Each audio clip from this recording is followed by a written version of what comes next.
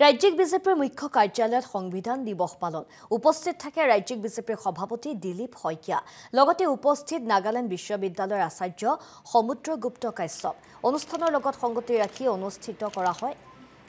যোগদান কাৰ্যসূচীও আৰু বিভিন্ন দল সংগঠনৰ নেতা কৰ্মীয়ে যোগদান কৰে গেৰুৱা দলটোত আমি দিশাংশ আপোনালোকক দেখুৱাইছো আৰু আজি যেহেতু সংবিধান দিৱস ৰাজ্যিক বিজেপিৰ মুখ্য কাৰ্যালয়ত এই দিৱস এনেদৰে অনুষ্ঠিত কৰা হল উপস্থিত থাকে ৰাজ্যিক বিজেপিৰ সভাপতি দিলীপ শইকীয়া লগতে উপস্থিত থাকে নাগালেণ্ড বিশ্ববিদ্যালয়ৰ আচাৰ্য সমুদ্ৰগুপ্ত কাশ্যপ অনুষ্ঠানৰ লগত সংগতি ৰাখি অনুষ্ঠিত কৰা হয় যোগদান কাৰ্যসূচী বিভিন্ন দল সংগঠনৰ নেতা কৰ্মীয়ে যোগদান কৰে গেৰুৱা দলটোত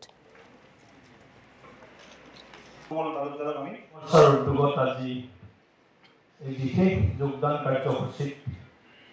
আমাৰ মাজত উপস্থিত থকা যুৱ মৰ্চাৰ সন্মানীয় সভাপতি ভাতৃ প্ৰতিম ৰাকেশ দাস ডাঙৰীয়া আমাৰ দলৰ এগৰাকী জ্যেষ্ঠ নেত্ৰী গুৱাহাটী লোকসভা সমষ্টিৰ মাননীয় সাংসদ বিজুলী কলিতা মেধি ডাঙৰীয়ানী অসম চৰকাৰৰ সন্মানীয় কেবিনেট মন্ত্ৰী দক্ষ সফল মন্ত্ৰী শ্ৰদ্ধেয় জয়ন্ত মল্ল বৰুৱা ডাঙৰীয়া গুৱাহাটী জিলা ভাৰতীয় জনতা পাৰ্টিৰ সন্মানীয় সভাপতি তপন দাস ডাঙৰীয়া যুৱ মৰ্চাৰ গুৱাহাটী মহানগৰ জিলাৰ সভাপতি হীৰক জ্যোতি তালুকদাৰ ডাঙৰীয়া আজি এই সভাত উপস্থিত আমাৰ দলৰ জ্যেষ্ঠ কাৰ্যকৰ্তাসকল আৰু বিশেষভাৱে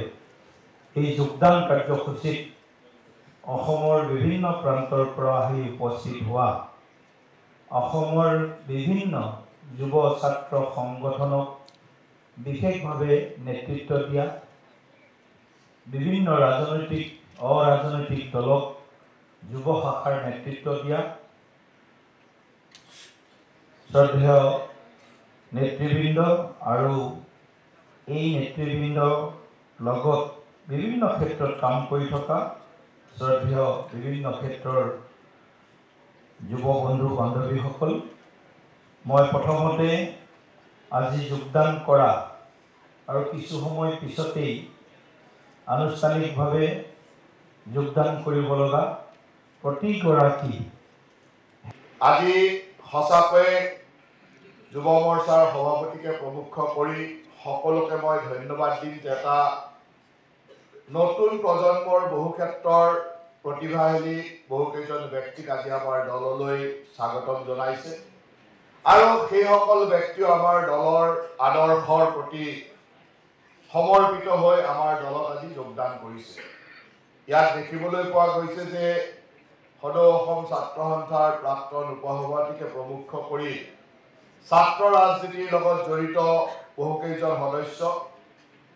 তেনেদৰে ছাত্ৰ মুক্তি সংগ্ৰাম সমিতিৰ বহুকেইজন শীৰ্ষ নেতৃত্ব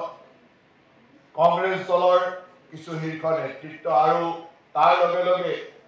সামাজিক মাধ্যম বা বিভিন্ন ক্ৰীড়াৰ ক্ষেত্ৰত নিজকে প্ৰতিষ্ঠিত কৰা বহুকেইজন নতুন প্ৰজন্মৰ যুৱক যুৱতীও আমাৰ দললৈ আগমন হৈছে নিশ্চয়কৈ আপোনালোকৰ আগমনে আমাৰ দলটোক শক্তিশালী কৰিব আৰু আমি এটাই আগ্ৰহ ৰাখিম যে ভাৰতীয় জনতা পাৰ্টি অকল এটা ৰাজনৈতিক দল নহয় ইয়াক বিচাৰধাৰা আৰু এটা বিচাৰধাৰাৰ কাৰণে কৰি অহা সংগ্ৰামৰ এক অংশ স্বাধীনতাৰ আগৰ পৰাই জনসংঘৰ মজিয়াৰ পৰাই ভাৰতীয় জনতা পাৰ্টিৰ এই দীঘলীয়া ইতিহাসত